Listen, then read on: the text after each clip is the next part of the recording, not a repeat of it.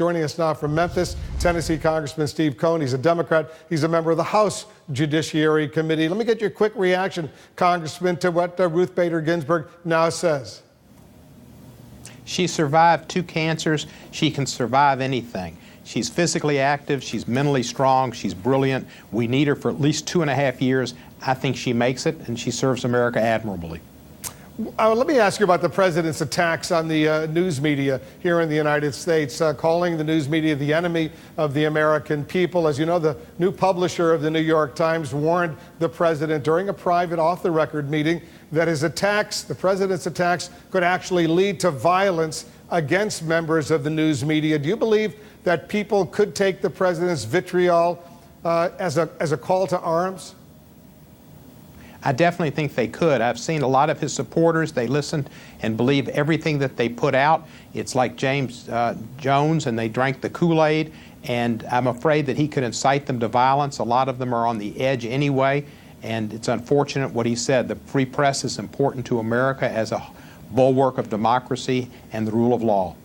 It was an off-the-record meeting, but then the president tweeted about the meeting, and as a result, Sulzberger, the publisher, James Bennett, the editorial page editor, decided to give their version as well. Let's get to another new development, Congressman. The president launching the most personal attack yet on the special counsel, Robert Mueller, talking about non-specific conflicts of interest, calling it the Robert Mueller witch hunt now all of a sudden. What do you think of this latest attack on the special counsel? When you can't defend yourself against the facts and the truth that the president knows will come out in the report, you attack the investigators. That's what's happened. It's clear as you could have it. The president knows that Mueller knows things about him and his campaign that were incriminating, so he's attacking, like Roy Cohn taught him, the investigators, and that's unfortunate. Robert Mueller's an American hero. Donald Trump is not. All of a sudden, the president's attorney, personal attorney, Rudy Giuliani, today telling CNN that he doesn't know if collusion with Russians is even a crime. What do you think of this new line? Well, I think they're getting closer to knowing that the truth's going to come out, that there was activities with the Trump campaign in Russia and releasing those hacks and guiding them to the states and the localities where they came from.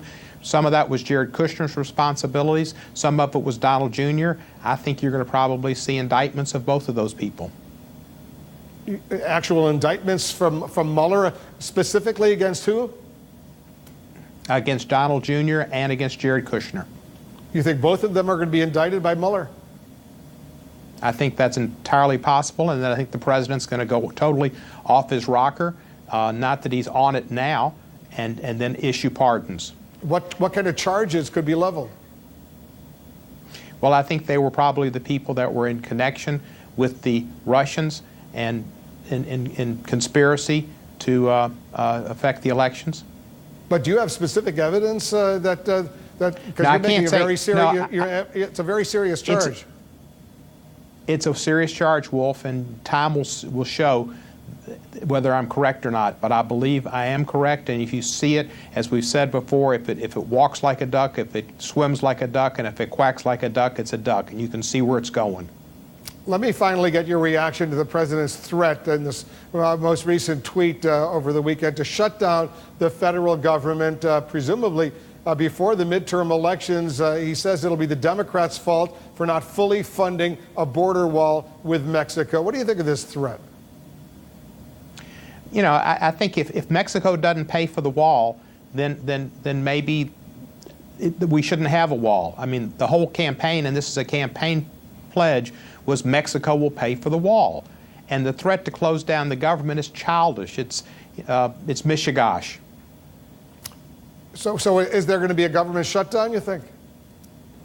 No, the Republicans won't allow it to happen because it'll hurt them at the ballot box, and it's a political mistake. I voted to open the government twice because people don't want government shutdowns. Congressman Steve Cohn, thanks so much for joining us.